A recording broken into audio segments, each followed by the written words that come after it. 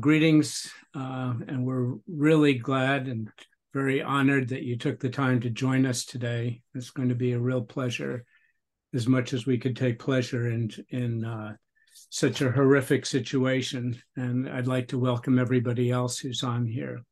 So, as Laura said, our goal is to bring the human side of this humanitarian crisis to people in this country and everybody on this Zoom, because all we see in the media is numbers of this, numbers of that. And then occasionally in the major media outlets, we see the crises that some individuals are facing because some people close to them, family members, were kidnapped, which we don't support. But we hear numbers of 10,000 and 4,500 children. And so what does this actually mean?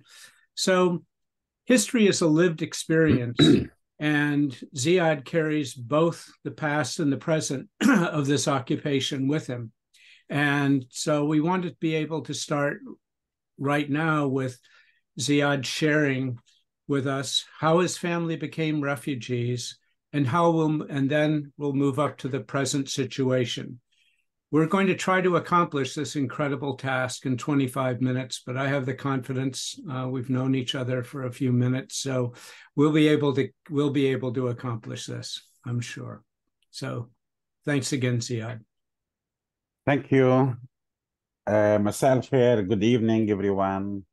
Thank you, Kip. Thank you, Laura. Thank you, everyone worked in this event, and especially for the technical team. And thank you for all the people attending. Yeah, first, no doubt that this is very difficult time for us as Palestinian, I can say, and for our allies who's in solidarity with Palestine, and for every human being cares about what's going on in Palestine. And when I say it's difficult moments, not just to speak about our feelings as Palestinian, but the fact that what's going on in Gaza, which every minute there is a potential of someone will lose his or her life in Gaza Strip while we are talking, while they are bombing until this moment. And this is something like shifting the history of the human being all over the world. And I start with this just short, like, to remind the people that the value of the human being right now in the world is going down. It's not I don't want to say the same, because there were genocide in the history, not just with Palestine, with many other nations. They were under settler colonialism. But the sad part is that we are 2023 and we are living this in our reality. It's like a reality show. I know the United States, they likes reality shows. And right now it looks like we have a reality show. It's called the genocide in Gaza. And this is the fact. I never thought, even the first week of the attack on Gaza, that we will be here meeting after 37 days for us in the United States, but 38 days for the people in Gaza Strip right now in their time. And this is something like, let us make it very clear. I am here to speak about what's going on in Gaza and the history of Palestine, or whatever the questions will come. But at the same time, there is one task in our shoulder. All of us, we need to do more work to stop what's going on there and to stop this genocide. This is our task in our shoulders for everyone. And it's not just about the people in Gaza. This is something about the human being on earth. If we accept what's going on in Gaza, it will happen again in other locations, other countries, and which still many people in this world, they are suffering from oppression and suffering from settler colonialism. So this is the main, I can say, this is the main message I want to transfer. This is what I asked my colleagues in Gaza, which I couldn't speak with them last 24 hours. We were texting. The internet wasn't that much strong. And this is when I told them I have this kind of presentation. And my duty as a Palestinian, and my duty as I'm working in Mecca, Middle Eastern Alliance, and we have our staff members in Gaza. We have our partners in Gaza. We have our volunteers in Gaza. We have our families in Gaza to bring their voices. This is the most important part. And their voice they want to stop this genocide.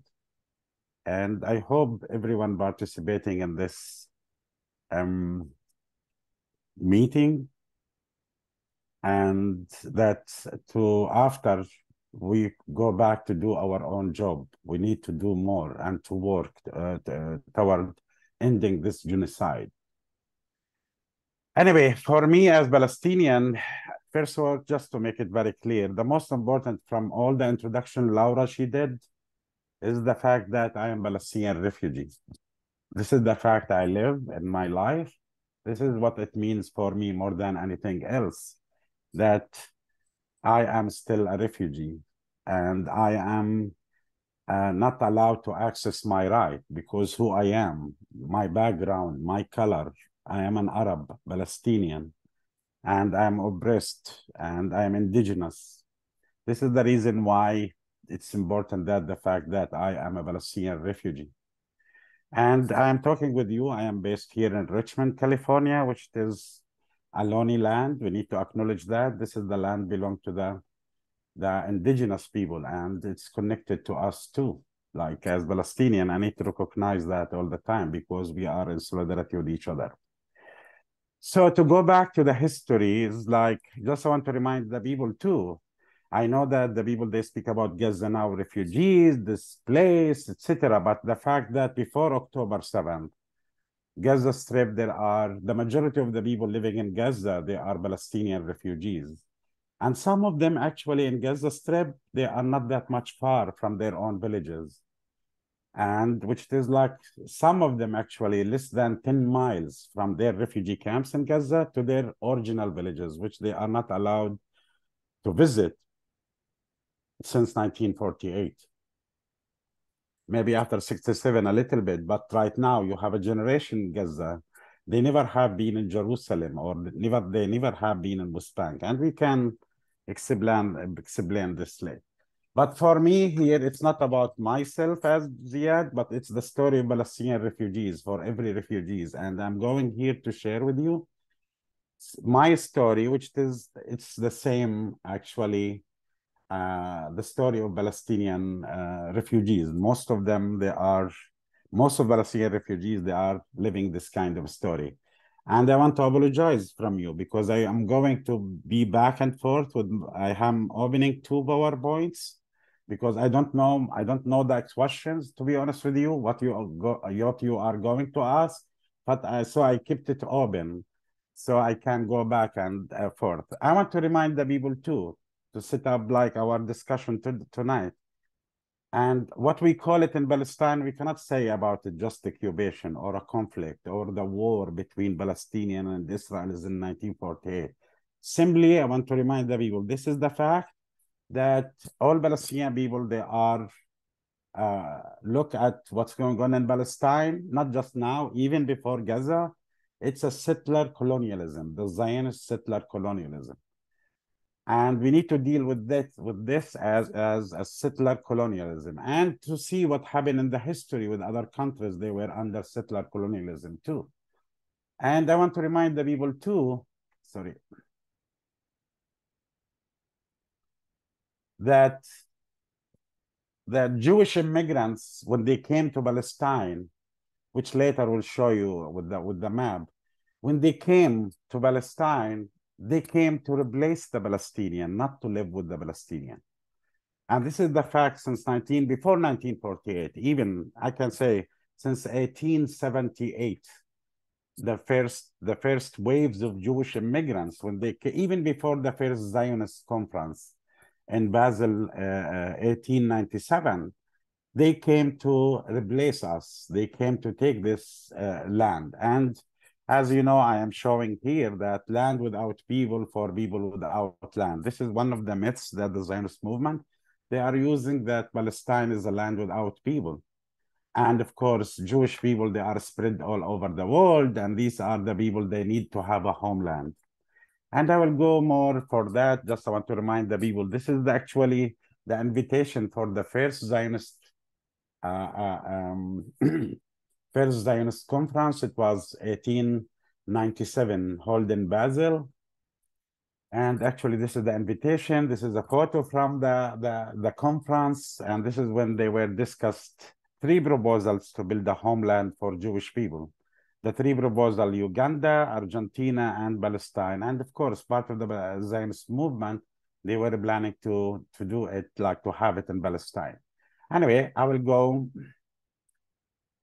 and I want to skip. This is Palestine. When I speak about Palestine, like this is 1878. Look to this map, all what you see here, all these villages and towns, it's Palestinian villages and towns. The red one is the big cities. The black one, it's the mixed cities where Palestinian Muslims, Christian, and Palestinian Jews, they were living together in this big towns, the black one. And I want to remind the people that this is how it looks Palestine in 1878. Now, for me, when I speak about my story, I learned the history from my mom, mostly. My family uprooted from the village in October 1948. And I did my own research. I learned a lot from my mom, my aunts, my relatives. In the beginning, this is how I start thinking, learn about what it means to be a refugee. And we have a village. My dad is coming from a village. My mom coming from other village. They got married before 1948, before the Nakba. And when they were uprooted in 1948 by the Zionist gangs, they moved to other refugee camp. But here is my village. Sorry. This is my village right now. It's called Zakaria village. This is my dad village, Zakaria village. And I want to be able to remember here to look to these hills and watch it like later, how it will show up for us, how the changes. But this is the village. Actually, this is the photo of our village in the beginning of 1940s. And my family, they were living here. And this is another footage for the village from different angle. And what happened in October 1948, actually they were bombing all the villages around. They bombed our village. 3 people, they were killed, not by bombs. They were actually shot and killed by knives, actually, the 3 people. And after that, the people, they decided, like my mom, like most of the people in the village, they decided, okay, we will try to escape from these massacres, because there were massacres happened in Deir Yassin and many other locations before. And they decided to go to the mountains to wait, and later they will come back. So my mom, she closed the house with the key, and she took the key and she moved to the to the mountains, not far from the village. And my mom, her thoughts in that period, that she will be able, after they stop bombing the village, she will return back to the village. And my mom, she had my sister, she was 2 years old. My brother, he was 2 weeks old. And and of course, my dad and my grandparents, when they moved, they were waiting together, but they kept moving until they find them in the refugee camps. I will share very fast here. These are the Zionist groups. These are from the Israeli archive, actually. Most of these photos, black and white, from the Israeli archive. And Israel did the big mistake in 1998, while they are celebrating 50 years in the Israeli independent state. They opened the archive for a short time, and we succeed to get these photos. What I'm showing here, and here I want to remind the people with the famous book written about Palestine. It's called The Ethnic Cleansing of Palestine for Ilan Babeh. And in that book, actually, in the introduction, Ilan Babeh, actually, he spoke about that meeting for the Zionist groups and what we call it Palestinian Zionist gangs. They had a meeting in the Red House in Herzliya when they planned the ethnic cleansing. And part of the ethnic cleansing plan, it was first to uproot the people by doing massacre and attack them. Second, to destroy their houses, and later to plant trees. And this plan, it's called Plan Dalet in Hebrew, Plan D in Arabic and in English. So this is the ethnic cleansing, how they planned that. And maybe this is connected for what's going on right now in Gaza. And here we see how they used to bomb the houses. Now we are watching the Israeli military ships, the airplanes, and the tanks bombing Gaza Strip. But it's the same what happened in 1948, 75 years ago. This is how they bombed the houses. These are the Zionist gangs, actually. This is a village, it's called Bet Natif. They kicked everyone and they are watching. And here you see the Zionists, they are relaxing, cooking, and you see they are relaxing and cooking, and no one in these villages. This house still exists until now. And here more Zionist groups. This reminds me with my mom when she was uprooted in 1948. These are the Zionist gangs. They arrested many people. How they destroyed the villages. People, they were living near the sea. They used the sea to go to Lebanon. We'll show later how it is. Other people, they were arrested. They put them in a prison. And here is the transfer. And I ask the people right now why they are looking. This is one of the Israeli, actually, photos. The photographers, they are Israelis. And this bus in Hebrew is going to Gaza. These are Palestinian. And look for these soldiers and in their shoulder. This is 1948, not that much far from the Holocaust. And they are copying the Nazi, like even the way how they use it. And usually when I do my presentation like this, I try with the students in universities or even high schools and with community, just think about this. This is when the victim become a victimizer. And even they try to copy the victimizer. When they become a victimizer, when they were a victim, they remember and they know how to hurt because they already suffered. And this is transferring the people in buses, and this bus actually going to Gaza. Anyway, this is one of the things, and this is how we become refugees. 750,000 Palestinians uprooted from 531 villages. And they moved to 5 directions, one to Lebanon, to Syria, to Jordan, to West Bank, and to Gaza. Now, when we think about Gaza Strip, these are the villages I'm speaking about. It's near Gaza Strip, almost here it is Gaza in this part. These villages, most of the people here, you speak about 1.3 million refugees living in Gaza Strip. The majority of the people living in Gaza Strip, they are refugees. And this is my refugee camp. I will stop here. I can continue, but I will stop here. If you have any other question, continue the camp, the life. I'm coming to the refuge, like when the people, they uprooted. But this is my refugee camp, the Dheisheh refugee camp, based in Bethlehem, where I was born. Yeah, so I think if you just told us what it was like to grow up in a refugee camp, what that meant, what was your life as a child? So you actually were the only one, if I recall from discussions from a long time ago, the only one born in the house. But what was your house? What was your life like living there? Because we're trying to give the foundation like you are now. Right. Yeah, for me, actually, my family, they moved to this camp. My family tent actually out of this screen on the left side in front of you.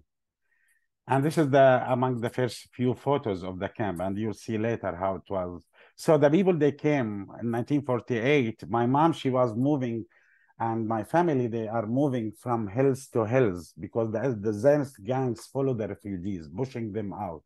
So the people continue moving until she went to Hebron area, and later she came to the Dheisheh refugee camps because my uncles came to this refugee camp. And the people, they were staying in tents in the beginning because Red Cross took care of the refugees. The refugee camps in Palestine, 58 refugee camps in all over inside Palestine and in Lebanon, Jordan, and Syria. Red Cross took the initiative to relieve the Palestinian refugees. This is 1948.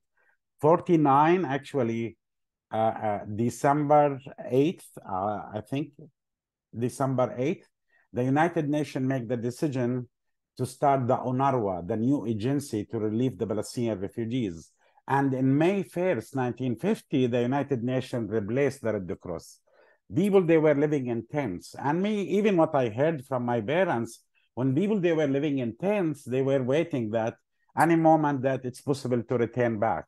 And when the people, they say what happened in 1948, it's a war, actually no, according to Ilan Babe and many historians and academics, like they wrote about this, 250,000 Palestinian refugees, they were uprooted from their villages before any Arab soldiers coming, before any Arab army came to fight with the Israelis. So the ethnic cleansing plan, it was planned before that. Anyway, this is the camp and how the changes. Me personally, I was born in one of these rooms. I am, my brothers and sisters, they make fun of me. I am the one who was born in a room. They were born in the tents, except my brother and my sister, the oldest, they were born in our house, in our village. And the room, we were 3 brothers, 2 sisters, and of course, my parents. But we were like, this room, it was 81 square feet, 9 feet by 9 feet. I am the youngest one in my family. And I know they call me Ziad because I came extra. Ziad means extra, additional. According to my parents, I came by mistake, no plan to have another 5th child. So they called me Ziad. I was born in this one of the rooms. And here when we speak about the history for the people, and now we are speaking about, like, I was listening to my colleagues in Gaza and, of course, hearing from other partners what it means to be in shelters in schools or in tents in Khan Yunis or in Rafah, and immediately take me back to the reality to be a refugee inside refugee camp, because after 75 years, the people in Gaza returned back to live the life. It's how it was in 1948. It's the most dehumanized, like I call it, for the life for people. You feel as a human being, there is no any basic needs for you. So we were in one room, 7 people, 81 square feet, but each 25 rooms, they were dependent 2 bathrooms, toilets, not bathrooms, no showers, 2 toilets. So I say sometimes, when I speak about refugees, we Palestinian refugees, we are related to the waiting culture. We call it waiting culture. All the time we are waiting. And waiting, you start as a child, you are waiting to use the bathroom. There is a line to go to use the bathroom. You or your parents, anyone, only 2 bathrooms for 25 rooms. It means minimum in those rooms, like 6 people, 6 members in each family. So you speak about 150 people dependent 2 bathrooms. And you want to wait each time you want to go to the bathroom, you need to wait in line. And waiting, it continue with you. You are waiting in lines to use the bathroom, waiting to receive the food from United Nations, waiting in lines to get to the clinic, waiting in lines to pass a checkpoints. And we are waiting in our refugee camps to return back to our homes. So we are waiting all the time for the eventual goal. It's to be able to access our right to return back to our home. And here we speak about how the life in the camps, this is how it was inside the room. And here you can see how many children it was. And this is similar when I talk with my colleagues right now, in any house in Gaza Strip right now, any house, you will not find what we call a typical normal family, 5, 6 person in the house. Each house in Gaza, which more than 50% of all the buildings and houses in Gaza actually destroyed. So you have, for example, my colleague, Wafa, she's in Nusayrat refugee camp right now, and their house is built for like 6, 7 people living there. Right now, they have over 60 people living in that house. And right now, this photo in 1948, but in Gaza, you have every house, you have 10 times more than what they supposed to have in that family. This is the other reality about the camp. And actually, this is my camp. And these photos, if you look here, these women carrying the water in their heads every day. This is how we survived. We were so lucky as Palestinian refugees, I say. We have unbelievable strong women. Without our moms and our women, we will not survive the refugee camps. They were the real fighters. And they are the reason why Palestinian refugees and the Palestinian struggle developed by surviving in the refugee camps after the Nakba to move from survival phase to creative phase and continue as Palestinian refugees to be more creative in our life and struggle. I moved to United States in 2015, 15 years ago in 2008. And I say all the time when I talk with my colleagues, I enjoy two things in the United States. First, I can shower every day. Second, I can drive where I want. In the camp, I used to shower one time a week because when we speak about Israel as a state is apartheid system, this is the reason why, because one of the examples how Israel implements the apartheid policy and the discrimination is the water issue. Israel control all the water resources for the Palestinian. Israel receive between 85 to 90% of the water in Palestine, and Palestinian get between 10 to 15%. And when I say 10 to 15%, because this is sometimes 10%, sometimes maximum 15%, but it never go more than this. And this is the water distribution. And yeah, my mom, she used to carry the water on her shoulders all the time to bring it back home so we can at least drink and wash what we have and to have one shower a week. And this is the camp, how it was changed. Now, later, it's become the Dheisheh concentration camp. We were surrounded by fence for 10 years between 1985 and 95. And this is the camp looks right now. You can see the whole changes. Look to the roofs of the houses, the water tanks. And even inside the camp, when we speak about a child, we grew up in the refugee camps. Like my mom, she doesn't want me to be involved in politics like my brothers and sisters. And my mom, actually, she failed with me because in this case, she doesn't want me to be involved in politics. But my mom, she wasn't aware like that in our case as Palestinian, we don't choose to be a political or an activist. Actually, politics choose us because our reality, this is how you find yourself in a refugee camp and you grow up in this environment and later on you need to respond. You don't accept the life and you try to change it even when you are a child. And as someone say, like the conditions which people they live under influence their decision, perspective, and actions. And this is how we are as Palestinian. And even inside the refugee camp, we were targeted during like curfew, when they impose curfew, and sometimes they impose curfew 1 week, 2 weeks. The longest period I experienced myself, it was 49 days. It was during the first Gulf War in 1991. We spent 49 continuous days under curfew. And sometimes they cut the power, the electricity, and they cut the water. And here you can see how they treat the people, even like when during the curfew, how they target. And this is a testimony for Amnesty International from one of the Israeli soldiers. This is part of the collective punishment. Right now, we hear about Gaza. October 7th, of course, I'm not speaking yet about the siege in Gaza. But October 7th, they cut the power, they cut the water, they no medicine, no fuel to Gaza. And even when we were living in refugee camps in West Bank, even if you have a little bit of water, they target it. They shoot the tanks, so you lose your water. This is my camp. When you speak about reality, here is the reality. All these photos in my refugee camp. Some of these photos actually got by my nephew inside the camp while he was working as a photographer. And I know everyone here in the photo inside the refugee camp, how they arrest people, they treat people. When we speak about our children, sometimes we say it, I'm working in Mecca Middle East Children's Alliance, our target mostly children. And I say, Palestinian children without childhood.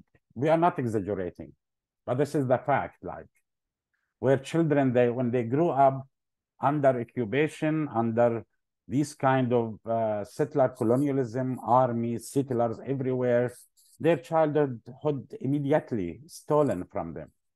They are disturbed, traumatized. And of course, I was a child and I am 59 years old right now, and I still have my own nightmares. I speak about it openly. And I'm honest with you here, like most Palestinians, yeah, Israel succeeded in a way or another to destroy part of us. They destroyed for me, they destroyed. I'm speaking about, I have my own nightmares coming from old days when I was a child, or later how you grow up in this reality. And doesn't mean they didn't defeat us. This is that to make it very clear. They destroyed part of us, but they never defeated us. They never killed our spirit as Palestinian and our belief in our rights, and try to stop our struggle for our rights. They never. This is the goal of the Israelis since the beginning, to defeat and kill our spirit. But luckily we are here. We are after 75 years actually, and I came from a march in San Francisco. I was looking, I was sit down far and looking at the young generation Palestinian growing up in the United States, and I was, oh my God, this generation is on fire. And this is generation by generation. Every generation is coming stronger than the generation before. And this is where Zionism right now facing with our new generations. So our children growing up in this reality, and even our children all the time, they resist, and our youth, they take their own initiative to respond. And this is our childhood. I know this kind, you see it everywhere. There are many posters for the similar photo, but this is one of the photos in front of our refugee camps. And this is, in our refugee camp too. And this is the fact our children in West Bank, and they are facing right now in different, in Jenin refugee camp, in Tulkarem, in Balata, in Nablus, in different cities. Right now, they are invading actually some locations, especially in Jenin refugee camp. And every night now, Jenin refugee camp facing this tanks and military vehicles, drones, air forces using against Palestinian refugee camps. And these kind of photos. And now this is how our childhood. I know everyone knows this photo, maybe here, this one, Ahid Tamimi, which few days ago they were arrested here again.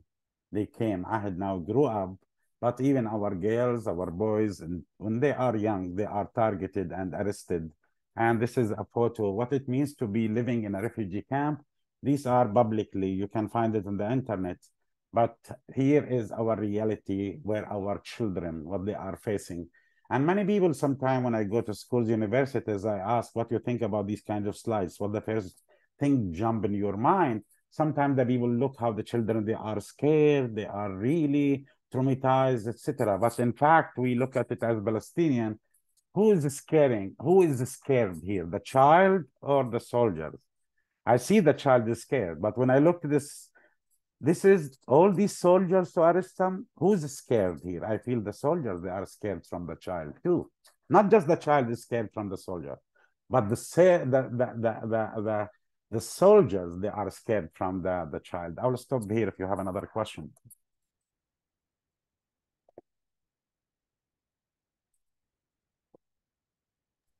I think if, as you said, as a child growing up, politics chose you, and we all have our moments or episodes in our lives where politics chooses us. And I think this siege, this brutal assault on Gaza has chosen people around the world. It's not something that we're going to forget.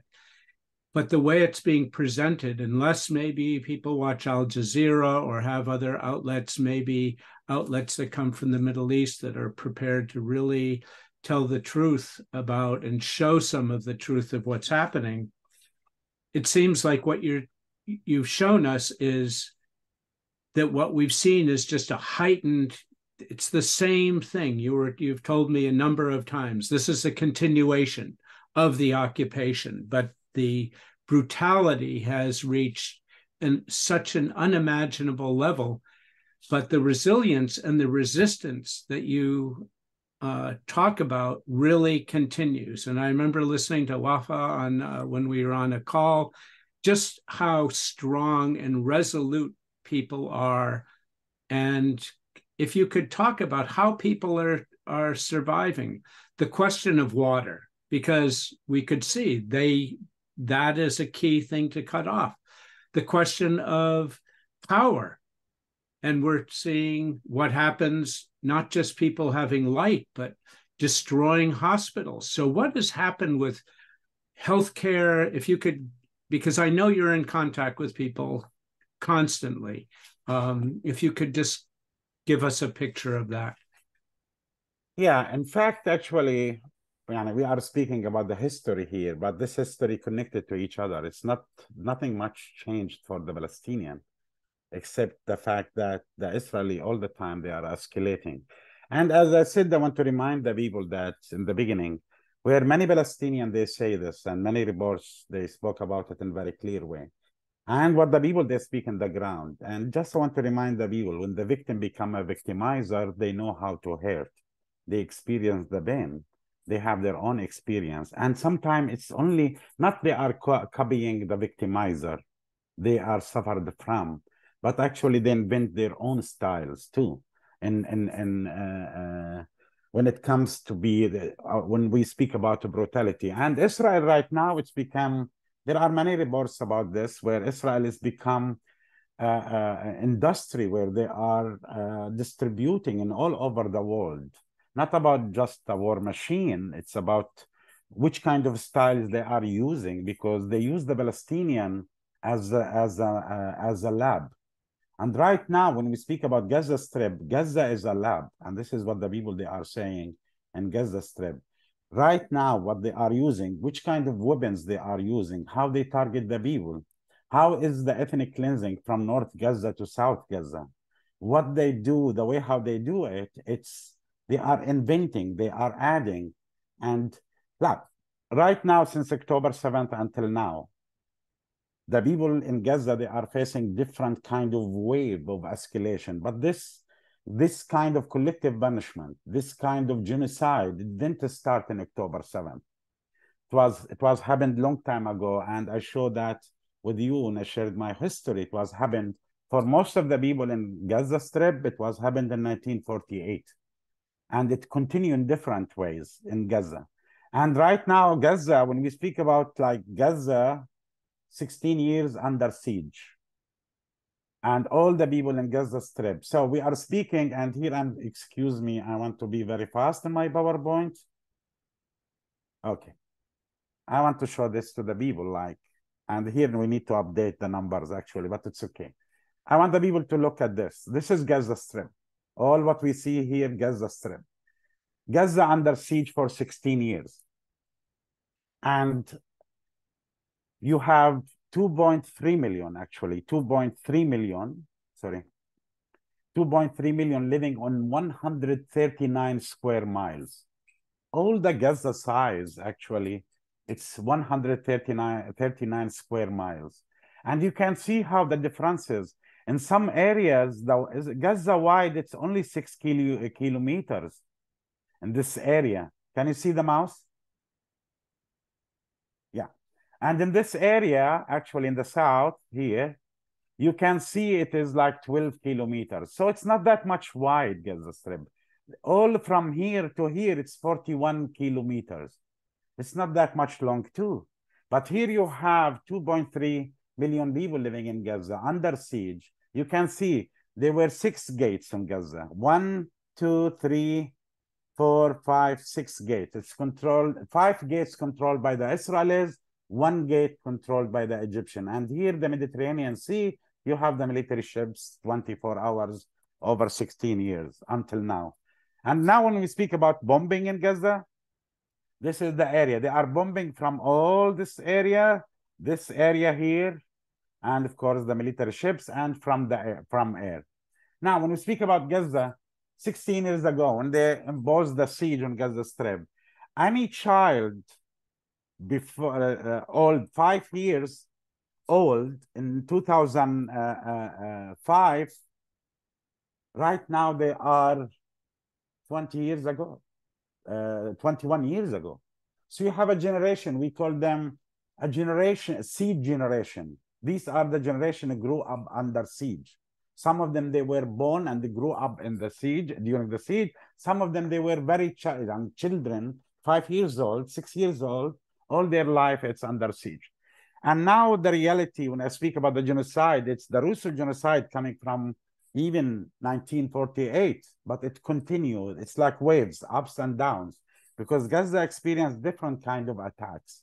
They have the siege, we have the attack 2008, 2009, we have the 2012 attack, we have 2014 attack, 2018 attack, 2021 attack, And now we have 2023. And just want to remind the people, in May 2023, there were an attack in Gaza, but wasn't strong like this.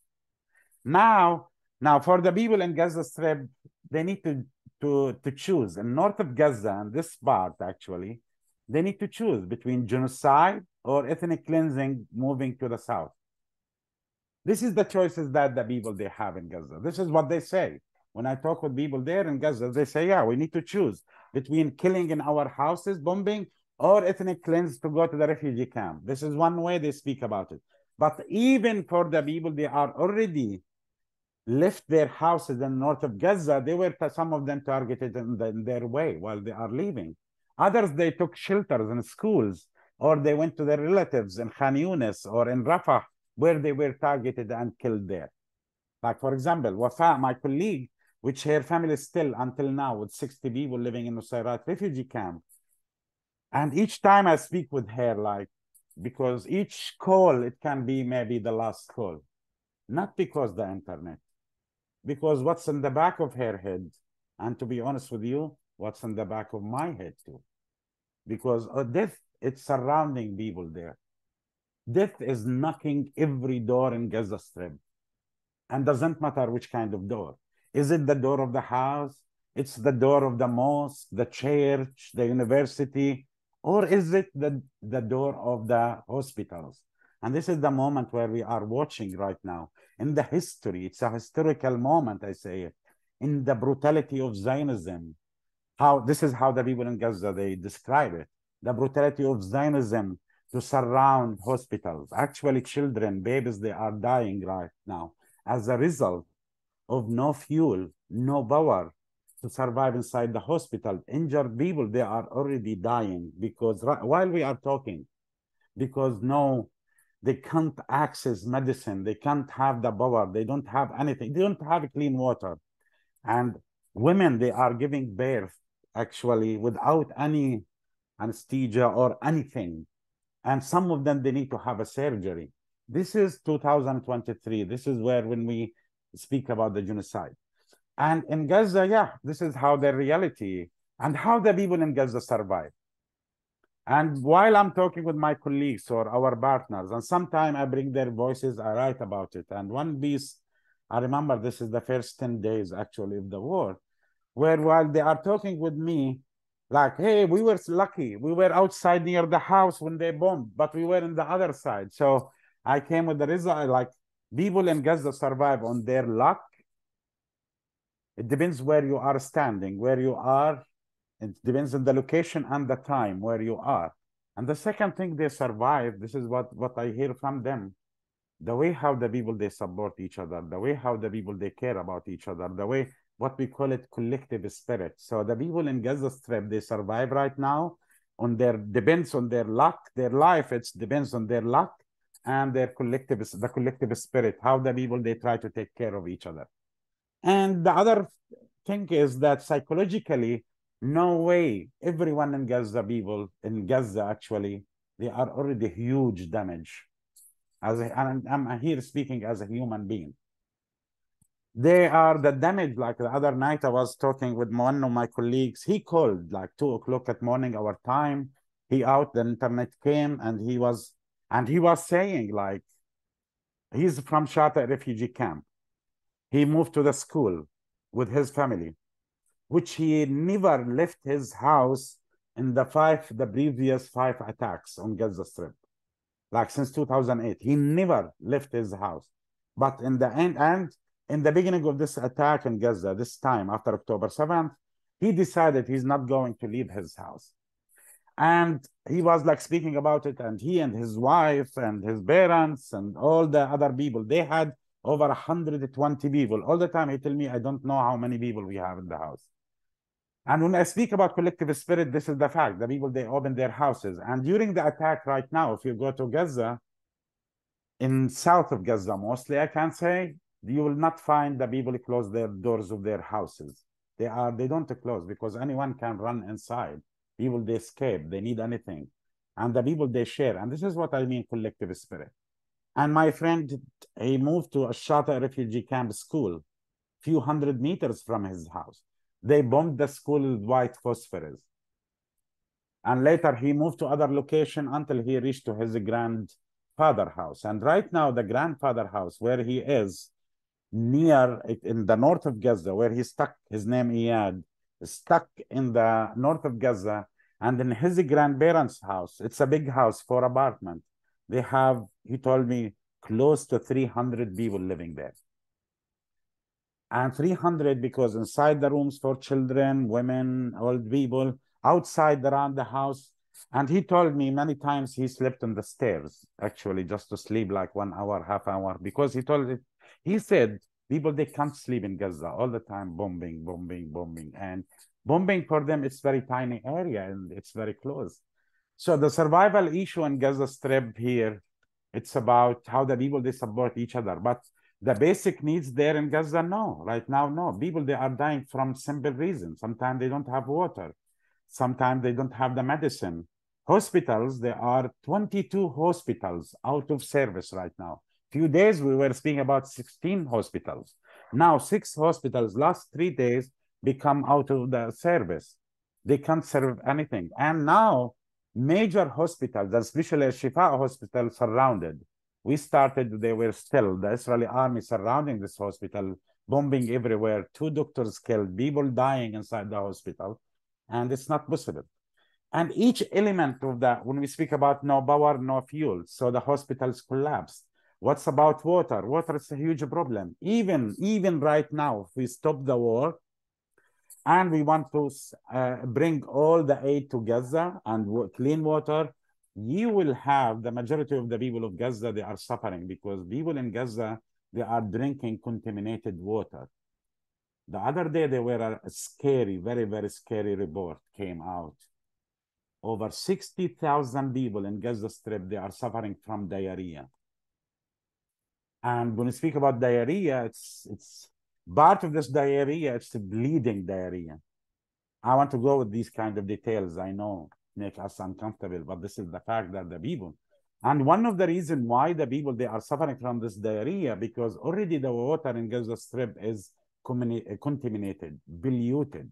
And the people, they don't have other choice. They want to drink any water. And the water in Gaza, no matter how much you drink it, you will never feel you had enough water. You continue drinking water.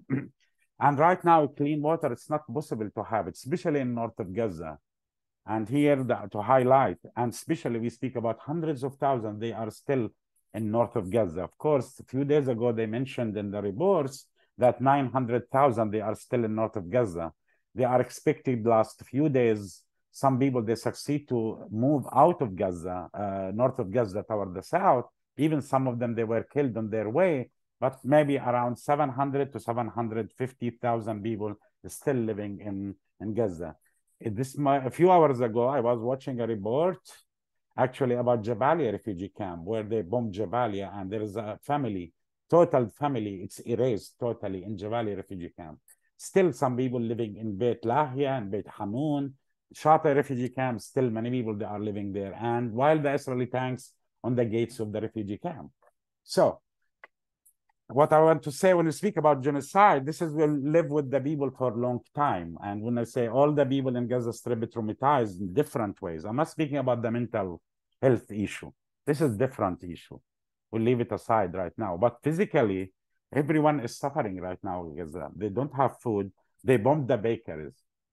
People, they cannot have a bread in Gaza. And when I speak with my friend, what do you eat? He told me, the one piece of a bread like this, they cut it 4 and they give it to 4 people. And you eat it, whatever it's around there. There is, if you are lucky, if you have, there is no cheese. Anything neat refrigerator in Gaza gone from the first few days out. According to my colleague, Wafa, she said the first few days, she said everyone in my house is lucky because they are bringing all the meat. We are cooking all the meat one time, because they know they will lose power. They cannot have the meat in the refrigerator. And the only thing the people, they are defensive, they have a little bit of rice. My friend, 3 times he told me, 3 days that his main meal, it was bread with a little bit of rice and beans, white beans. This is how he eats, try to survive. Of course, he said he doesn't feel he wants to eat. He's not capable because he's not functioning. His brain, his body is not functioning well. The same with other colleagues too, which the people, they are suffering, right? So if we speak about over 60 people, they are suffering from diarrhea, I believe all the people from Gaza right now, we speak about the majority of the people of Gaza, they are suffering from different kind of disease. And guess about shower. I know in the United States, we take it for granted. People, they are showering every day, whenever. And this is what I say. I access what we call it freedom in the United States because I love the fact that I can shower anytime I want. I used to shower 1 time a week. In Gaza, my colleague, he told me 10 days, no shower. And when I asked him last time, which kind of shower, he told me he had a little bit contaminated water just putting in his body.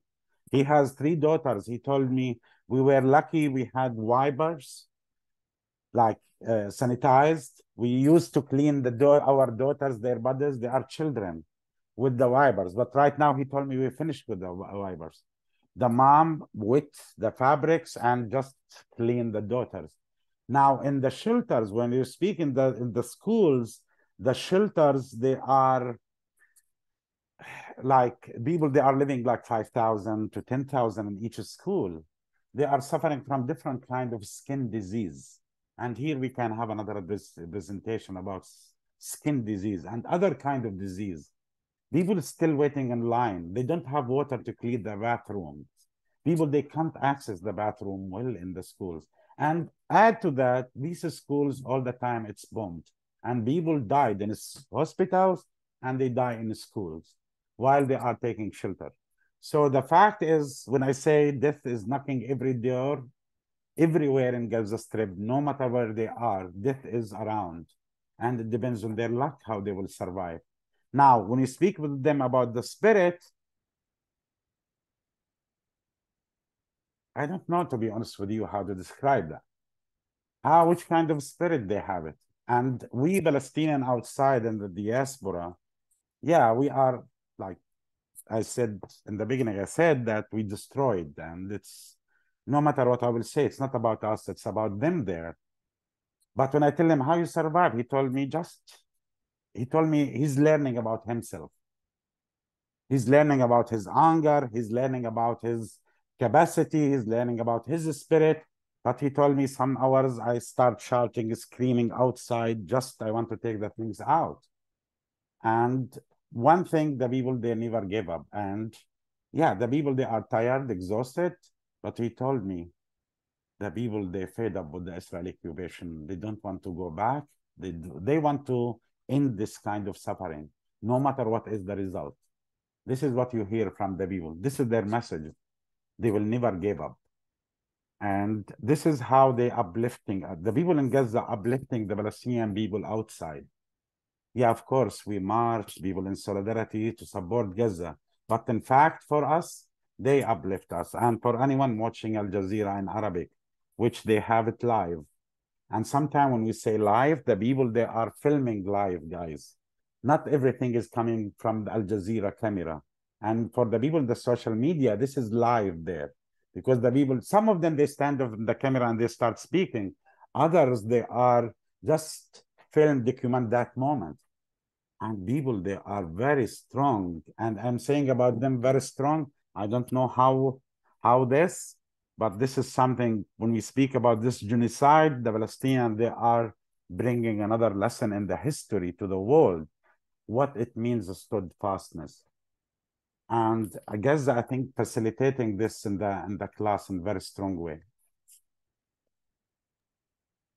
We have a lot of people on here, and I really appreciate, I mean, we all really appreciate this.